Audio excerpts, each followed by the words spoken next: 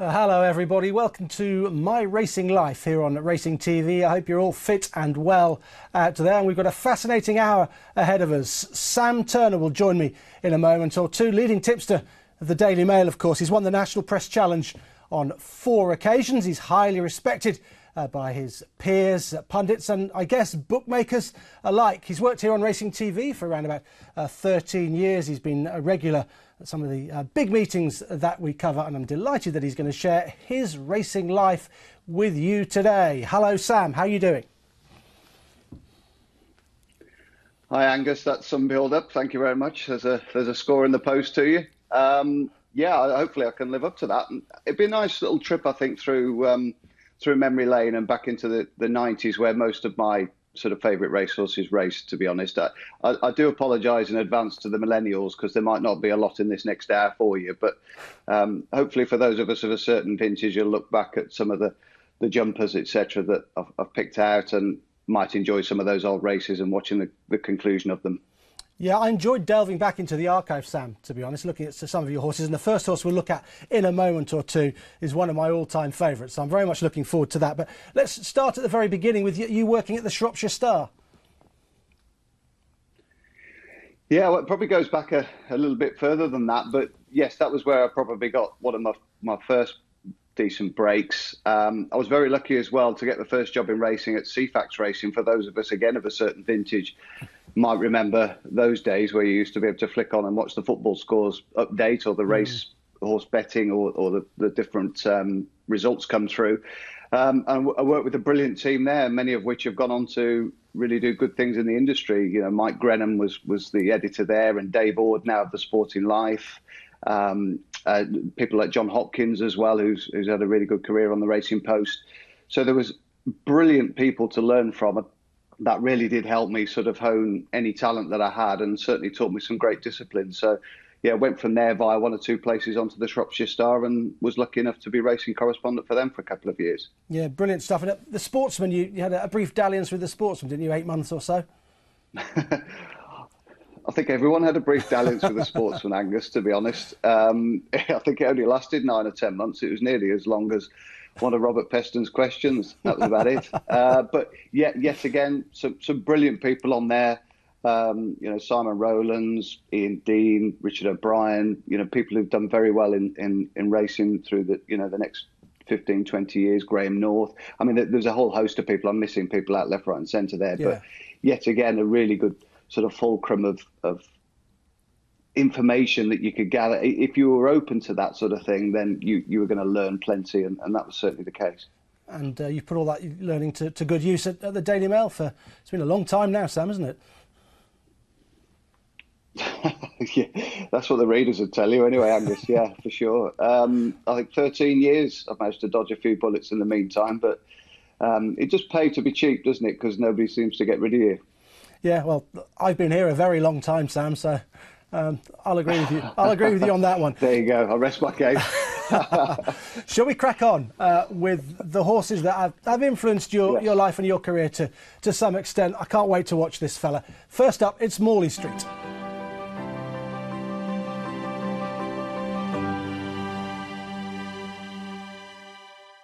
Flown from Morley Street, travelling well on his outside. Then his brother Granville again in third over the final flight.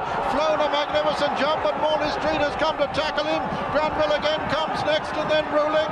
They're racing into the closing stages. Flown under pressure. Morley Street on the near side. Granville again coming to tackle him. It's the 2 brothers now. Morley Street sprints clear from Granville again. Morley Street has won it. Granville again is second. Flown third and 4 ruling. And so the 2 brothers, the 2 famous brothers, finished 1-2.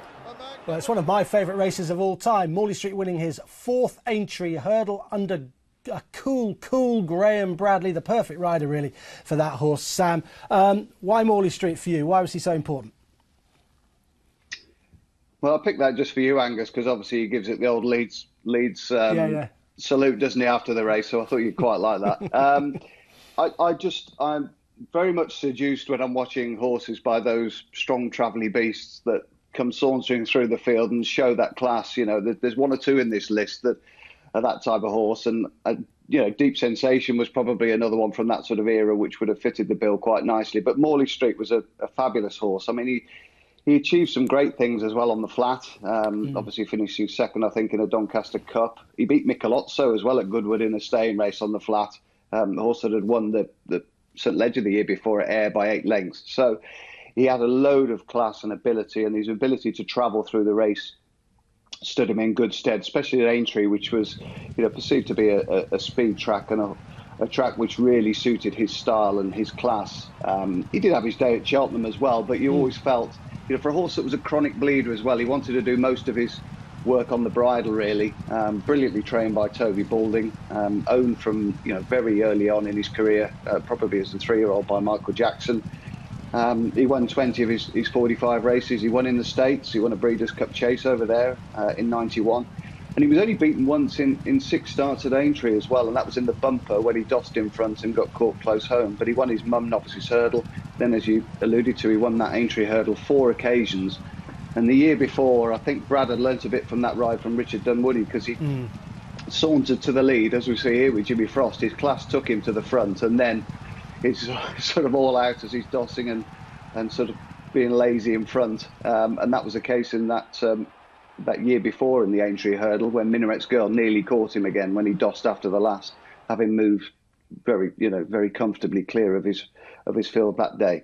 And therefore you saw that ride from Brad, the perfect execution, that hold-up ride, taking a pull, going in behind, flown almost and waiting, and beating Granville again, who had beaten him 17 lengths in the Champion Hurdle just a few weeks beforehand. Yeah, his full brother, of course, Granville again. I like you, Sam, have always been seduced by that kind of ride, the ride that Brad gave Morley Street. And I think ever since watching that, I've always enjoyed Richard Hughes style rides, Jamie Spencer style rides. I've got you back to the flat somehow. Did you see how I did that? Yeah, indeed.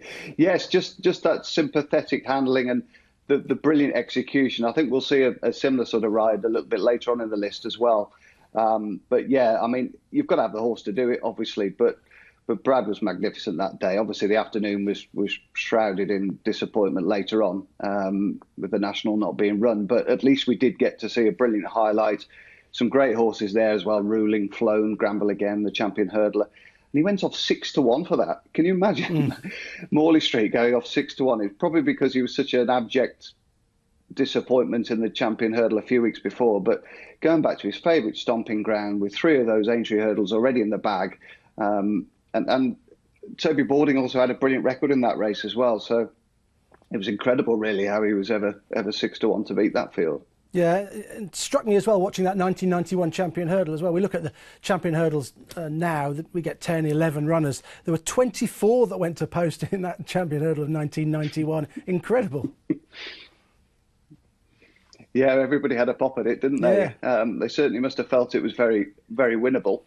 But he managed to get that job done. I think he beat Nomadic Way that day, who was, one of those in-between horses. Probably should have been running in the Stayers, but ran in that and was a gallant runner-up. But his class there, Morley Street, he was just at the sort of the peak of his powers, really, in that era, 91, 92, 93. Obviously those Aintree Hurdles were coming thick and fast for him, but he was also doing other good things. I think he finished 4th in a Northumberland Plate as well towards the tail end of his career. So he had that class with him all the way through his career when he was right. But obviously those issues that blighted him a little bit, the fact that he used to bleed a little bit, they caught up with him in the end. But he was a magnificent horse for as long as he was around. His star shone very brightly for a period of time. It did indeed. Sam, just to put it in context, where were you around about this sort of time, let's say 91 to 93, when Morley Street was at his peak? I wasn't even working in racing, really. I was just a racing enthusiast. I had a Cheltenham members badge. Yeah.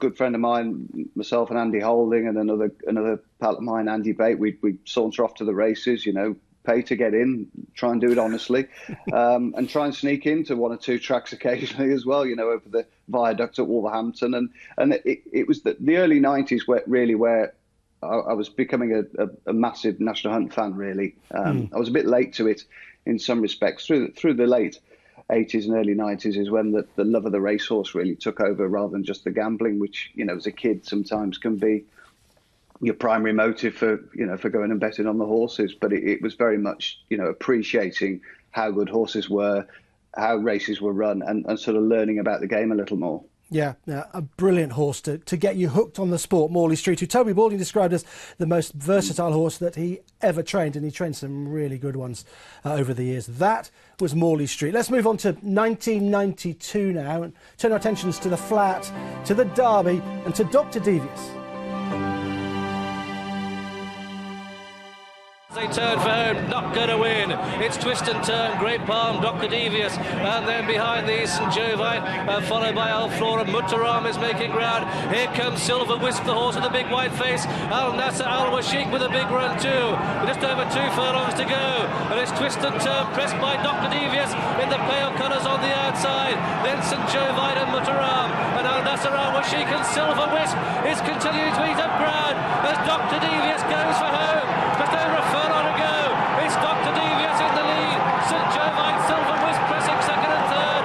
But it's Dr. Devious in the lead as they race up towards the line. Dr. Devious cleared by 3. Silver Wisp and St. Jovite having their battle for places. But the Derby goes to Dr. Devious with St. Jovite second, and then Silver Wisp third, and Muttaram 4, and then Twist and Turn, and Al-Flora, and Nasser Al-Washiq, and then Great Palm, and then Rodrigo de Triano. Well, he'd been a very good 2-year-old, Dr. Devious, before he was sold to American owners. Jenny Craig bought this horse for $2.5 million US as a birthday present for her husband. Some present that was, fellow winning the Derby for them. And of course, he contested the Kentucky Derby the same year before he came back to the Epsom Derby. Yeah, it was a rather unorthodox preparation, to say the least. I mean, he wasn't disgraced on the dirt.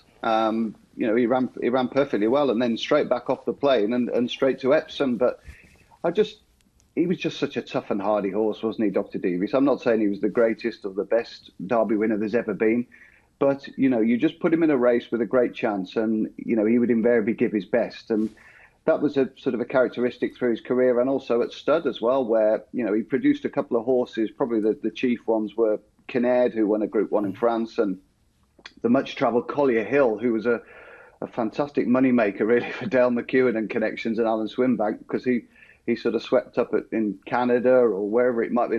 I think he won the Japan Vase, did he, Collier Hill? But he was a much-travelled horse, and he had the durability that Dr. Devious had as well. I mean, he had plenty of races that year as a 3-year-old, 9, I think, in total. He ended up in Japan, I think, and went up. He probably got over the boil by that point, having been on the go since finishing second in the Craven on his comeback to Al Nasser Al Washiq. But as we saw there, he reversed those placings, stepping up to 1.5 miles. The track really suited him at Epsom. He went round there as if he was on rails.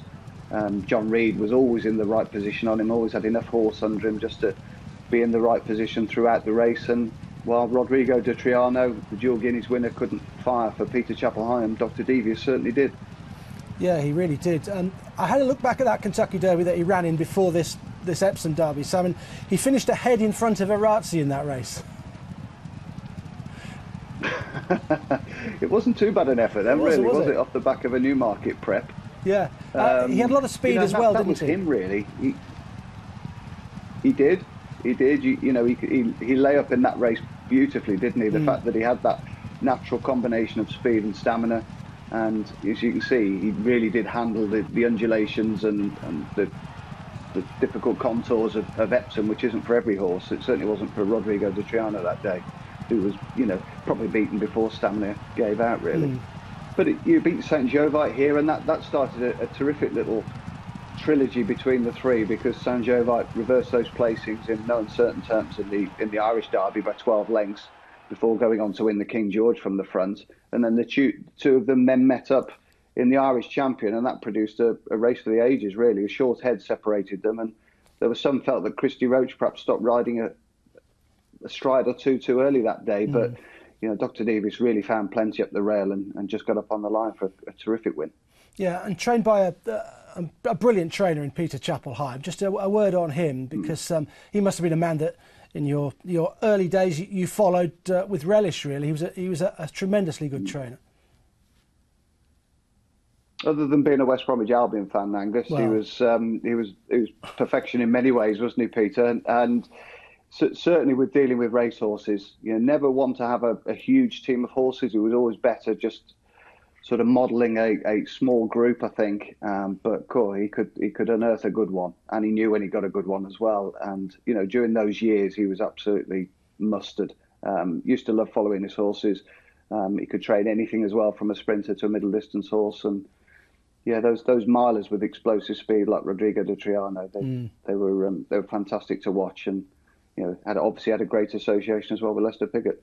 Yeah, indeed. I mean, the figure I read out earlier on, I was absolutely staggered. It was $2.5 million that this horse was bought for after his 2-year-old career. He won the Superlative, the Vintage, and the Dewhurst. And that just shows the strength of the bloodstock market back in the 90s. Yeah, absolutely. Yeah, we'd get a sweater, wouldn't we? Or a pair of socks. These people are getting £2.5 million Derby winners, or $2.5 million Derby winners. But yeah, he had quite an extensive career at stud. I don't think he ever really hit the heights, but as I say, he did produce Kinnaird, who obviously raced to distinction with Pat Haslam, and also Collier Hill, who he won absolute fortunes, didn't he? Globe trotting and winning some decent races abroad. Most importantly, did you back him to win the Derby? Yes, well, that is usually. I think it was the first Derby winner I backed. Yeah. I'd been to see Nashwan's Derby. That was the first one I saw from the middle of the track, and just watched Willie Carson's bobbing head go past, followed by my each way bet in the race, Cocoa Thieves, who's clung on for third. And I think Dr. Devious. I was working at the Express and Star at the time, not in editorial, in advertising, believe it or not, and. We used to sneak down to the sports desk, much to the annoyance of Brian Clifford, who was the long-term sports editor there. And hopefully they'd have Channel 4 racing on, or whatever it might be on. And we'd try and watch one or two of the races, so much so that Brian used to throw rubbers and rulers and all sorts at me to try and get me to clear off. So I was a pest even then, Angus. Sounds like my history teacher launching chalk at me. And chalk rubbers and all that sort of stuff. Right, let's move on. That was your second horse that you wanted to look at. We've seen Morley Street, we've seen Dr. Devious. Let's have a chat about Bradbury Star now.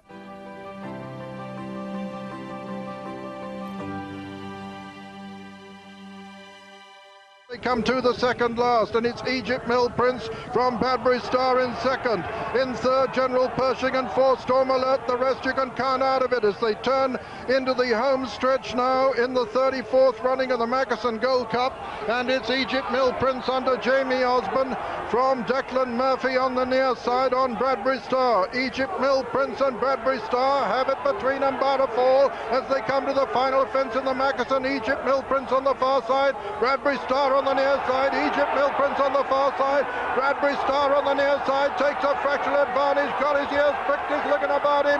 Bradbury Star going on now from Egypt Mill Prince, and Bradbury Star and Declan Murphy are going to win the 34th running of the Mackeson Gold Cup. Bradbury Star is the winner, Egypt Mill Prince is second, third is General Pershing.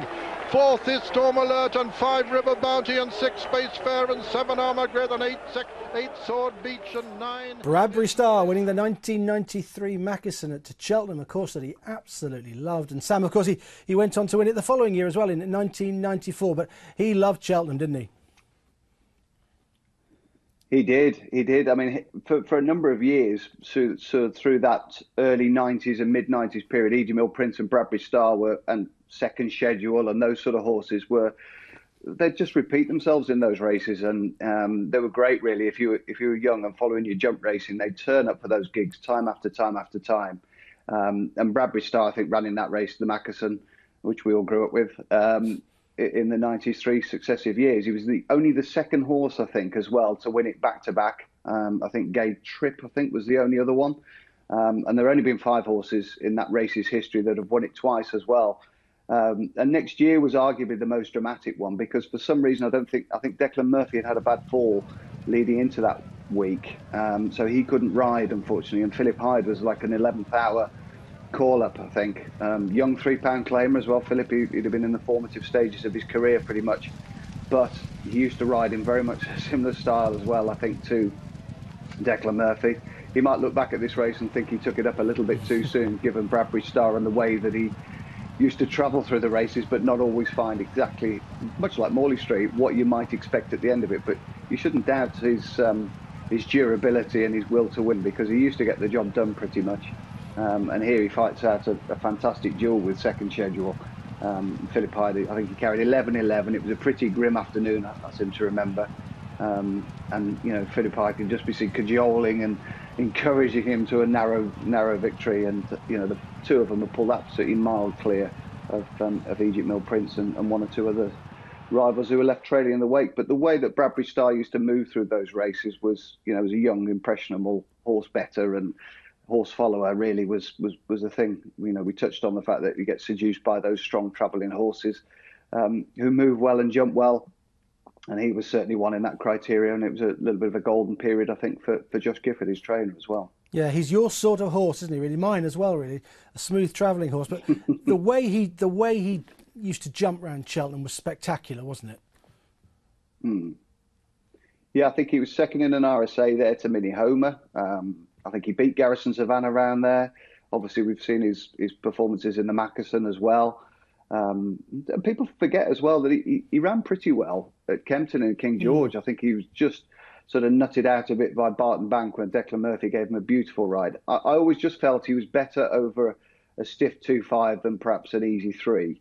You know, and in those handicaps where he could give away weight, his class would invariably take him towards the head of affairs, and he'd just be produced late on. He just used to race within himself and then try and come and pick them off late on, which was, you know, he was a real joy to watch. He was a terrific horse. As I say, only 2 horses have ever won the Mackerson, or since it's been renamed about 37 times since, have only ever won it back to back. And, you know, he's in exalted company there, really.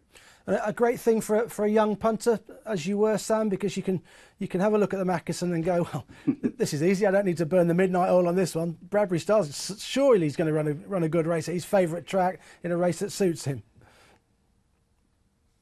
Yeah, there were lots of horses like that you could almost, you know, there's the likes of Another Coral and Tipping Tim and, as I say, Another Scheduled General Pershing. Those sort of horses, Dublin Fly a little bit latterly, that would turn up for that race year in, year out. And we do still get it now. I mean, Sideform Malta, I think there was 3 or 4 years between his victories. So it still does happen. Obviously, we're not just looking back with, you know, golden sunglasses on and saying how great it was back in the day. But, you know, those horses that you grew up with make a big impression on you, especially when the first 4 or 5 years of you getting into the game seriously and you're writing report cards, you're trying to make notes, you know, the racing isn't as accessible to you as it is now with 2 channels and videos and all that sort of stuff. So, you know, these horses, you used to try and get around the track and see them live, see them in the paddock, see them in the parade ring, and just build an affinity for them. And if they were robust enough to stand a bit of racing, they became, you know, close, almost felt like close friends, really, and horses that you really looked out for and admired. And we used to see them a little bit more than we see the Stars these days, didn't we?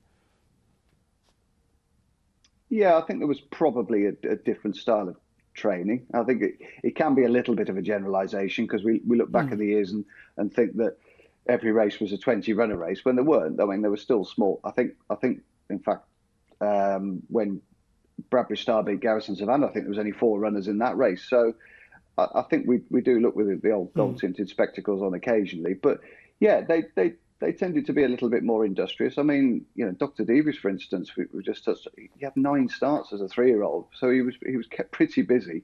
And I just think perhaps things have evolved in the last couple of decades, where horses are very much target trained now, and more specifically trained for one big day rather than 4 or 5. Yeah, tell us a little bit about your thoughts on Declan Murphy and what sort of a jockey he was as far as you were concerned.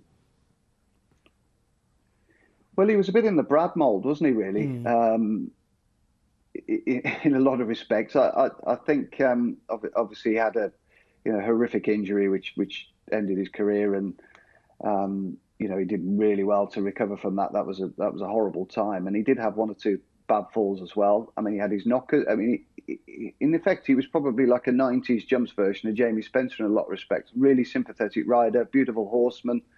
You know, you wouldn't see him blazing away at the head of affairs very often, would you? You would see him sitting at the back, mid-div, good judge of pace. As I say, a superb horseman as well. Could see a stride from a long way out, and just a real natural rider. Looked a natural on a horse. Very rarely do I ever remember him sort of getting banned for too much overuse of the stick.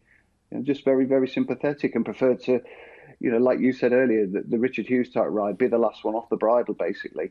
And, he had a number of good quality horses to ride at that time, which all seemed to travel pretty well through the races and all had the class to arrive at the business end of a race still going well. Yeah, Bradbury Star certainly suited him very much indeed. We'll have a little look later on at Bradbury Star finishing runner-up to Barton Bank in the King George, with Declan trying to finesse Bradbury Star to the front, almost getting there and being run out of it by a very game and tough Barton Bank. So that was Bradbury Star winning a couple of Macclestons. He was a tremendous horse at Cheltenham. He won there on 8 occasions. Let's go back to Cheltenham now and talk about Collier Bay.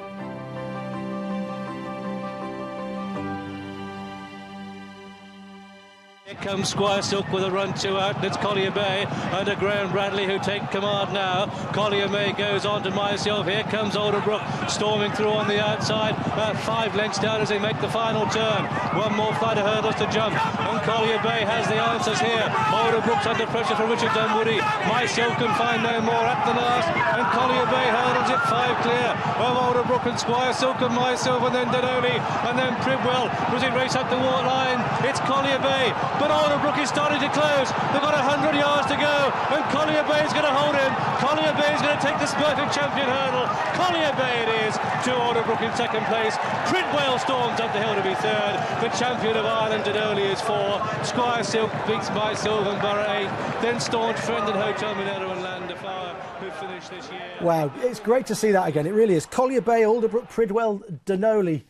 Some very familiar names in that 1996 champion hurdle. Painful for me watching that again, because for years I thought Alderbrook was given too much to do, but Collier Bay was very tough.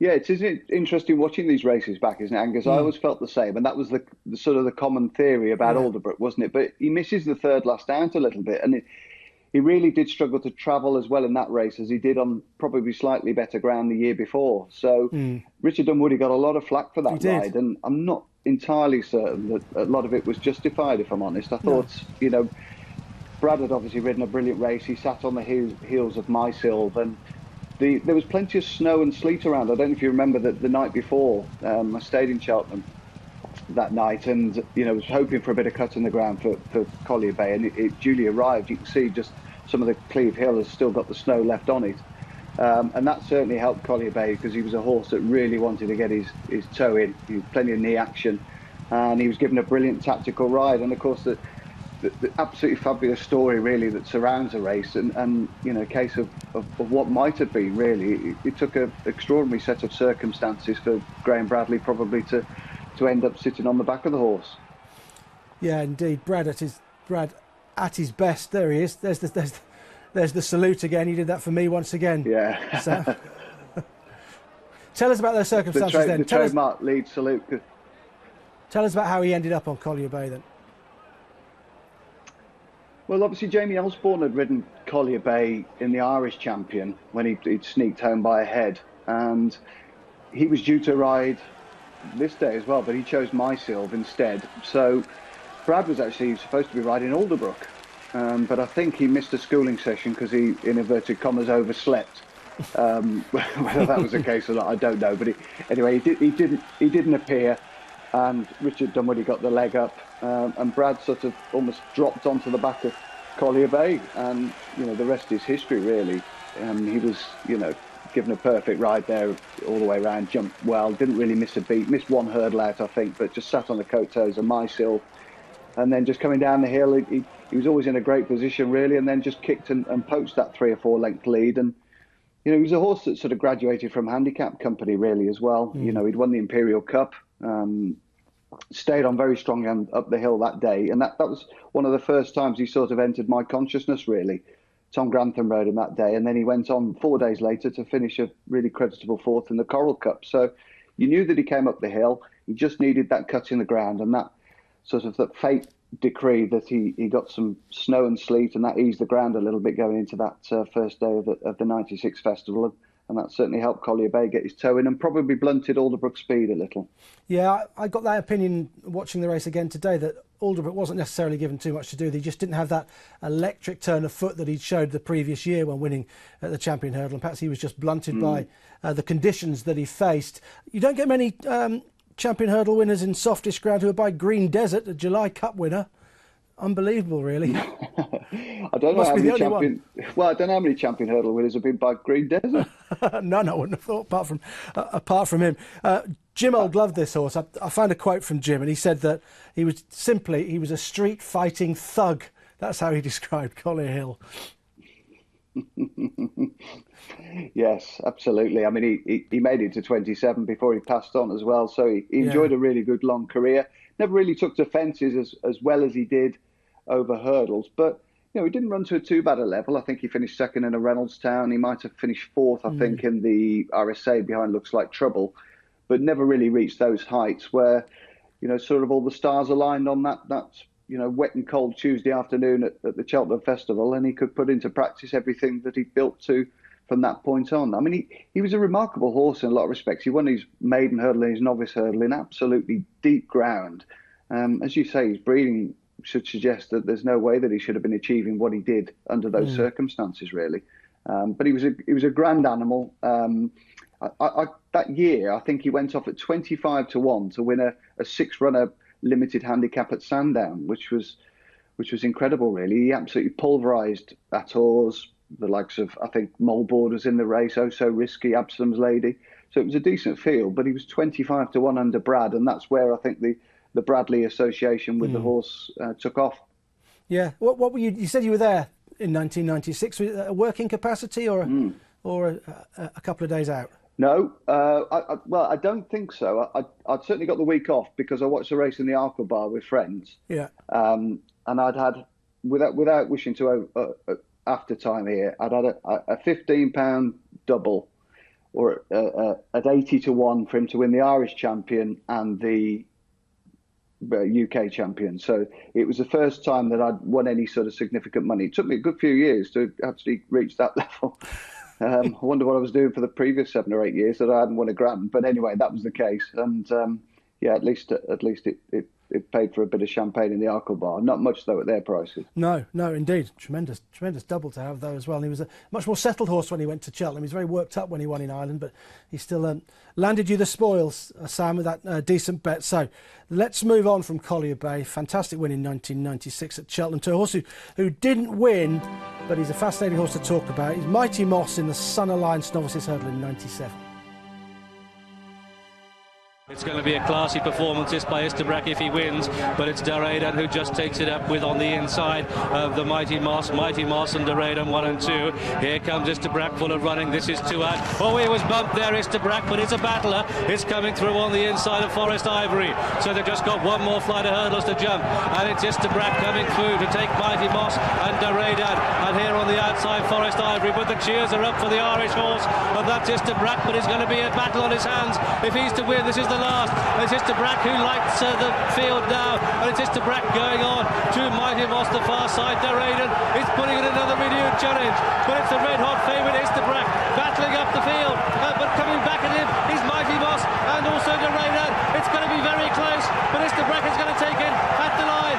Isterbrack wins for Ireland. Charlie Swan knows it. Mighty Moss in second, Daraidan third, but in fourth came Forest Ivory. A big gap there to sold out. Wow, you've got to love Isterbrack, haven't you? What a racehorse he was. But we're going to talk about that race in the context of Mighty Moss, who was narrowly touched off under Fred Hutchby for the Duke, David Nicholson.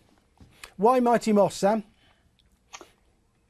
Well, why Mighty Moss indeed? I think it's probably because I saw him win his maiden hurdle at Worcester, one of those little trips down to Worcester where you hope you might see a nice horse, and he sneaked home under Fred Hutchby, and he's probably one of the few horses that I've actually followed around the country a little bit. When I was in my mid-20s, I got a bit of time on my hands, and I wasn't working. I'd try and see Mighty Moss wherever he ran, and those sort of trips took me to Worcester, Uttoxeter, not exactly miles away, obviously, but they were quite good places. Obviously, being a big fan of the Duke as well at the time, and I saw this horse for the first time in the flesh in the Cheltenham bumper. He was beaten that day. He ran really well behind Wither or Witch, but he just struck me as even for a pretty much a novice paddock watcher, as a marvellous specimen of a horse. He just looked a terrific horse. He was full of body, just great big size to him, scope.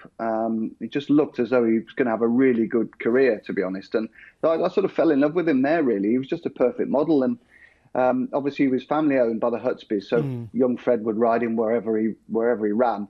And you think, well, God, if Richard Dunwoody had ridden him that day, or Adrian Maguire, you think what might have happened. But anyway, Fred Hutsby was the lad who rode him wherever he rode, and he got a good tune out of him. They won a couple of bumpers, they won their novice hurdles, etc. And they ran really well in graded company as well, as you saw there. I mean, he didn't really miss a beat all the way around Mighty Moss, and there's just that moment halfway up the running when my anti-post wager at a fair price looked like it might get landed, but Isterbrack, carrying the hopes of a nation and their money as well, was lifted home by Charlie Swan. And fair play to Mighty Moss. He's run an absolute blinder, hasn't he, and gotten beaten by a legend, so you couldn't complain too much. Yeah, not being all that far. I mean, cynics would say that if Fred could have claimed the 7 that he usually claimed, things might have been different. Yeah, possibly. I mean, I always remember going to Uttoxeter to see him and having a good chunky bet at, I think it was a 5-4 or 11-10. I think he went off 4-6, and poor dear Fred was totally outridden by Richard Dunwoody on a gisment for Jimmy Fitzgerald, and it was running near darkness. I think that race, it was probably the last race on the card, and you know when you're younger, you think that you've spotted a horse that's a second coming, and I didn't think there was a way that Mighty Moss could get beaten that day, and he probably wouldn't have done if Fred had been a bit more switched on tactically. But look, he got beaten by one of the legends in the game, in Richard Dunwoody, who just poached a lead turning for home and managed to just repel him after the last. But poor old Fred knew that he'd gotten beaten when he got back to the unsaddling enclosure, because the Duke was puce. Was he? And there was a fair few. I'm glad most of the crowd had gone home by that point, because there was a fair few words flying about. Yeah, we'll talk about the Duke a little bit later on, because I know he's one of your heroes. We ought to mention Isterbrack, though. What he has meant to you through your career, because he was a fabulous racehorse. Yeah, he was. I mean, he was great to watch, and they were perfect synergy, weren't they? Him and Charlie Swan, brilliantly trained, of course, as well. Shouldn't forget that most years Aidan O'Brien used to have the 1-2 in the champion hurdle, as Theatre World used to dart through and bag second, not too close behind. And it was absolute. The longevity of the horse and his ability to peak for the big days was just a marvellous factor with Isterbrack. Not to mention his class, the way that he hurdled like a little cat, and there's not many that get one from John Gosden and improve them, is there? Certainly not these days, Sam. Doesn't happen very often at all. So that was Mighty Moss, finishing second in the Royal Sun Alliance Novices Hurdle in 1997, only narrowly beaten by the brilliant Isterbrack. Let's move on a little bit now, and we're going to get into 2002 and the National Hunt Chase. For the final turn, Timbera is just ahead, but Rith Dove and JT McNamara, he's doing his best to hold on to Rith Dove, who doesn't find much under pressure. In third place then is Silver Steel, followed by Lamir Tau behind these at the final fence, and it was Rith Dove challenging on the Silver Steel. Well, Lamir Tau down at the last. On the run home, JT McNamara has now got to shake up Rith Dove. What will he find? Timbera is sticking on well on the near side. Rith Dove is flattening out in the last few strides. His nose is just in front, and he's going to get there. A wonderful ride from Timbera in second. They're a long way clear then of Silver Steel and Bowl Dixie. Cersei in fifth place, and then a long gap to Manx Magic. Rith Dove winning that National Hunt Chase in 2002 for John Joe O'Neill, and of course John Thomas McNamara, sadly no longer with us, but seen at his brilliant best. I'm sure you'd agree, Sam, there on a very awkward customer.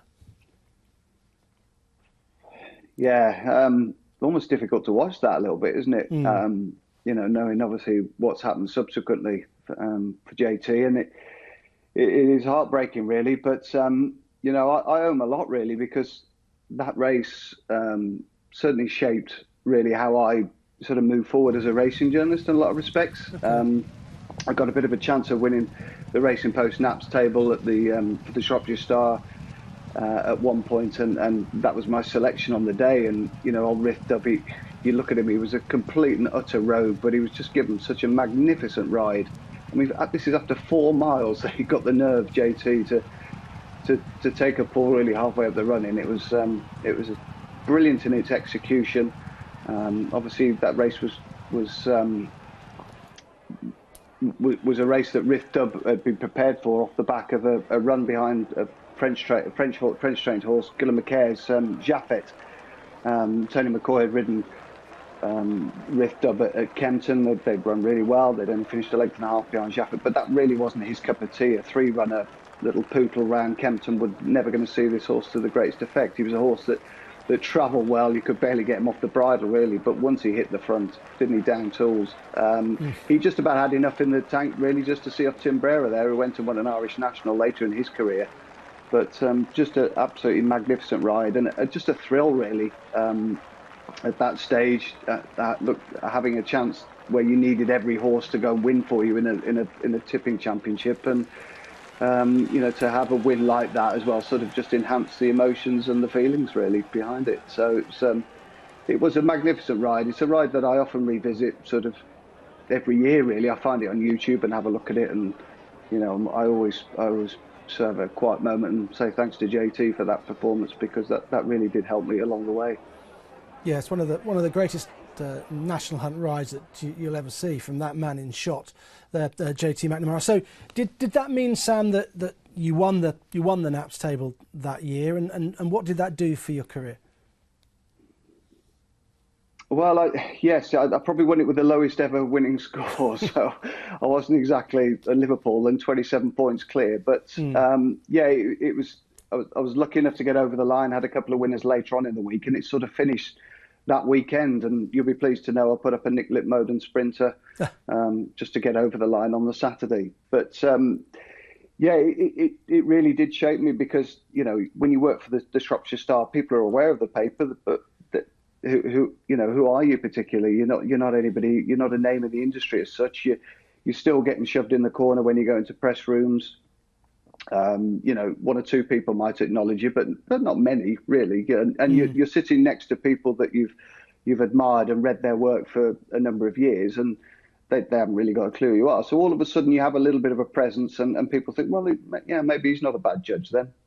So it does give you a little bit of a launch pad, and indirectly it helped me get a job with the Sportsman, which then in the end ended getting a job with the Daily Mail as well, both as a sort of as a casual worker when I was at the Shropshire Star, but also as a more long-term as I am now. So yes, it was. I mean, I hate to think what would have happened if Rith Dub had really thrown down the tools and got beaten a short head.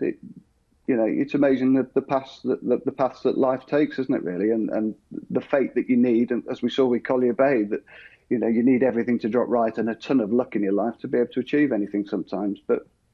That certainly helped in my favour anyway. That victory of Rith Dub. It started you on a path of very successful tipping, if I may say so, Sam. And I mentioned at the top of the show that the national press challenges that you've won, four in total. So at this stage of your life in 2002, were you developing systems that were beginning to really work for you? You'd found something that was going to help you tip a lot of winners?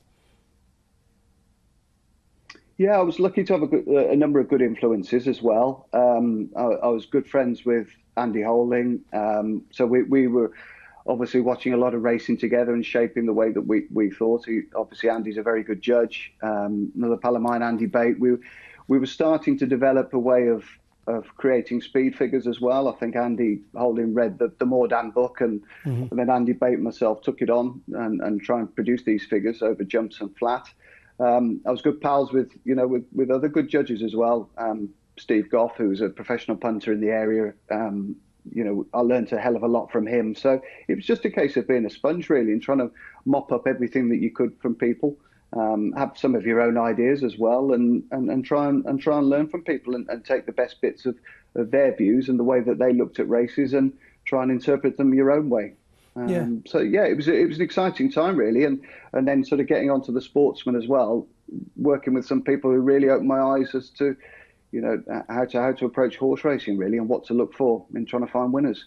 And it was perhaps a time in the early 2000s where if you had something like speed figures, you had a definite edge Whereas now all of the information is out there. Everybody's got all the information, sectionals, speed figures, whatever they want. It's out there for them. But going back then, 2002, 2003, 2004, you'd have an edge with something like that.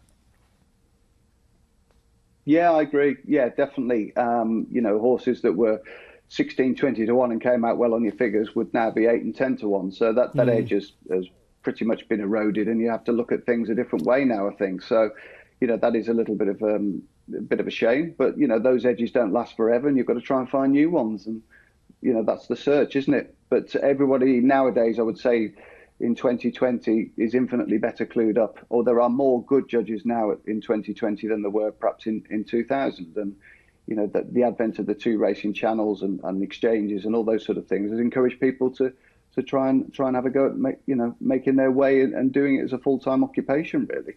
Yeah, I suppose that the difficult thing now as well is that the markets are so much more accurate, aren't they, than they were back then? Yes, absolutely, and obviously the exchanges have changed that. You know, horses invariably find their proper price, don't they? In the lead up to the race, and you know, you see that on a daily basis. So it is harder. It is harder to find those 33 to 1 winners. A lot of people can spot horses that get chopped up a couple of times or left in the stalls. So it's just a case of trying to, you know, play your way through the volume of racing and pick out the best bits and the best selections, really. And that's all you can do with the Naps tables. But, you know, it's been a while since I've won one anyway, Angus. I think I got my photo taken with the trophy. It was in black and white, so it's about time I pull my finger out and try to win another one. I'm sure you'll bag another one in the near future. Rithda, yeah, you owe that horse and JT McNamara an awful lot, seemingly. You were quite emotional talking about that horse winning in 2002. We're going to jump 4 years now, 2006, and the Hungerford Stakes, won by Welsh Emperor.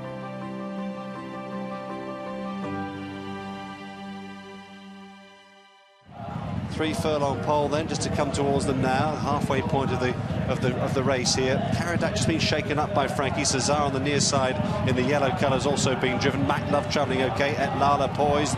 Welsh Emperor then still in front. Here's Royal Power. Jeremy is travelling okay behind them with the white face. They leave the 2 behind them. Furlong and a half to go. Welsh Emperor comes under pressure. Jeremy being unleashed on the far side. Caradak hasn't picked up just yet. Royal Power on the near side trying hard. Welsh Emperor clearly burned them all off. The only threat surely is Jeremy. Et Lala's trying to run on. Welsh Emperor very game indeed under Jamie Spencer, and then back in second there's Jeremy. Welsh Emperor all the way won the Hungerford. From Jeremy second, Caradak was next, then Maclove, Raw Power. Et Lala didn't pick up at all, and Cesar faded. And he's a big tank of a horse, Welsh Emperor, winning the Group 2 Hungerford Stakes there under Jamie Spencer in 2006 for trainer Tom Tate. Was that a good day for you, Sam? Yeah, it was, Angus. I mean, just a bit of the backstory. That was actually the Sportsman Hungerford Stakes. So the Sportsman have pretty much just started or got into race sponsorship and were trying to take on the Racing Post in a lot of respects. And having had, I think the first 2 or 3 months were a little bit of a fact-finding mission. And I think we paid some expensive columnists like Alan Brazil and all these sort of people to try and bustle up the Racing Post, and that hadn't seemed to be quite working. So the think tank at the Sportsman perhaps came up with the idea that we ought to try and take on Price-Wise, because obviously Tom was the preeminent tipster, and you know that column had done so well for the Racing Post that it was felt that you know the Sportsman should have somebody who goes up against them. That fateful chalice ended up in my lap, unfortunately, as odds cracker. Or old scratcher or old knacker, as 1 or 2 people and very unfairly renamed it. So that was my first weekend as odds cracker. I put up a horse in the Great Sir Wilfrid, which finished 9-2 from about 14s and finished just about tailed off, I think. So that was a good start. And I think Welsh Emperor was either the 2nd or 3rd tip on the column that day, and obviously to win the Sportsman Hungerford Stakes was a massive relief. And we touched on moments in your career that you just need a little bit of luck. Well, I got a bit of luck there because Jamie Spencer made the running, and I can't remember the last time he managed to do that. So it's only been 14 years since the last one. And it was a terrific day. I have to admit that I was actually at a music festival that afternoon, because I couldn't stand the pressure of watching the races one by one, because obviously it was quite it was my first national tipping column. It obviously meant a lot to get off to a decent start. Obviously the first one hadn't won. It got beaten a good distance, so I was thinking, this is a good game. I know it was a pretty small sample size, but I was starting to worry a little bit. And then thankfully Welsh Emperor got out and made all, and proved what a terrific horse he was. He had great longevity, that horse. 70 or 80 races on the flat. I think he had another 30 after that. Finished second a couple of times in a Prix de la Forêt. But obviously that day was big. We needed, as a sportsman, we were struggling a little bit. The circulation wasn't what we thought after a good start. And we just needed a couple of little pick-me-ups, really. And that felt like quite a momentous day, albeit the paper didn't last particularly long. But it was a shame, because by the end of the time of the paper, it was actually starting to look like a real good quality sports betting paper, really, with great racing people involved. And it's a shame that it didn't get a bit longer to showcase that. But anyway, that's history now. And I shall also always be indebted to Welsh Emperor, really, for helping to launch me a little bit there. Yeah, did you enjoy your time at the Sportsman? I did, yeah. It was great fun. We had good offices down in Fulham, right next to Betfair, funnily enough. As I say, I worked with some really, really good people. Simon Rowlands was my editor. I remember him ringing me, actually, halfway through. I think it might have been an editor's set or something like that, or Faithless or whatever. Sort of saying, well done, Welsh Emperor's won, and I could barely get a signal as you well know, at these festivals. It's really difficult. So that was a great relief. So I had a couple of pints of cider to celebrate, and it was a lovely day in the sun, really, with a bit of pressure off. So I thought, whatever happens now, even if I tip up 10 successive losers now, at least I've had a winner on this column. So if it was a short shelf life, the odds cracker column, at least I could have a winner to my name. That was the main thing. Yeah, I can understand you not really wanting to watch it. It reminds me of a James Willoughby story, because he was all over High Chaparral to beat Hawk Queen in the Derby, and he'd been pretty vocal about it, and he was sure that Hawk Queen wouldn't stay, and he was sure that High Chaparral would get the better of him, but he couldn't watch the race. And he said he went for a walk. He found the highest hill that he could find, climbed to the top of it, and sat under a tree and waited for me to ring him to tell him the result, because he'd invested so much emotion in the race that he just couldn't watch it. Yeah, I can certainly understand that. There's definitely been occasion, and when people knock trainers or connections for not being able to watch races and having to, I get it, because it consumes your every hour, really, sometimes, if that race means a lot to you. So I do get it totally. It's a difficult thing. You really want to enjoy it, but in a lot of respects, you just wish you didn't have that pressure. And I suppose when I get the tin tack or I retire or whatever, I'll be able to actually enjoy each race on its merits and not have an ulterior motive for wanting something to happen during that race. And that day will be, that'll be lovely, to be able to rediscover racing as a passion and not just work where there's pressure on every result. And presumably Odds Cracker went quite well for you, because once the Sportsman became defunct, you managed to find your way to the Daily Mail and the Robin Goodfellow job. Yeah, I was lucky, because when I was on the Shropshire Star, I'll be covering Stevenage, Telford, basically all the way around the country, and I'd be either at Stevenage or Dagenham or wherever it might be down in London. So I'd stay over and work as a casual on the Mail on the Sunday, and that would give me tons of experience working with some brilliant people on there: Marcus Townend, John McEwen, Dave August, Brian Giles, all these people who would really help a country bumpkin from Shropshire who was learning. I was learning plenty on the Shropshire Star, but they were sort of refining what my views were on racing, really, and the ways in which to write tight, hard copy. Because the Shropshire Star was a bit different. You might have 6 pages to fill, so you've just got to keep writing till they're filled. The Daily Mail was totally different. You might get 300 words, and if you wrote 301, that was no good. That got thrown back at you. Cut it to fit what you've got available. So it was teaching you disciplines in writing and editorial. And obviously I still work with Marcus now, which is terrific. We've known each other 20 years, and I've learnt an awful lot from him. He's been a big influence on my career for sure. Let's talk about two men who've also influenced your career, because we asked you for your favourite trainer and your favourite jockey, Sam. So let's start with your favourite trainer. There he is, the Duke, David Nicholson. We talked about him a little bit earlier on. Why David Nicholson? What does he mean to you? Well, he wasn't everyone's favourite trainer, was he? I mean, No. he was a little bit irascible.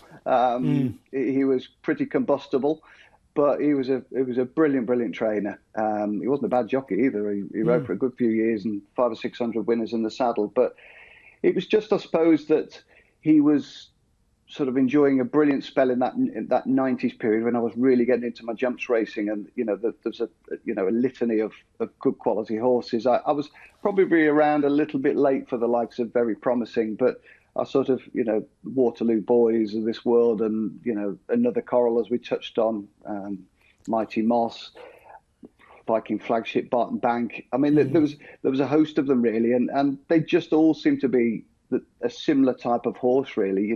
Great big chunky, fantastic hurdlers, good chasers, and really imposing horses that looked like proper national hunt specimens. And they invariably jumped pretty well. Obviously had a good link up with Richard Dunwoody, Adrian Maguire, brilliant jump jockeys in their day. And I used to go to the open days at Condicut, the late 80s, early 90s, before he moved to Jackdaw's Castle. And you get round the horses, and obviously it was a brilliant breeding ground for a number of top class people subsequently.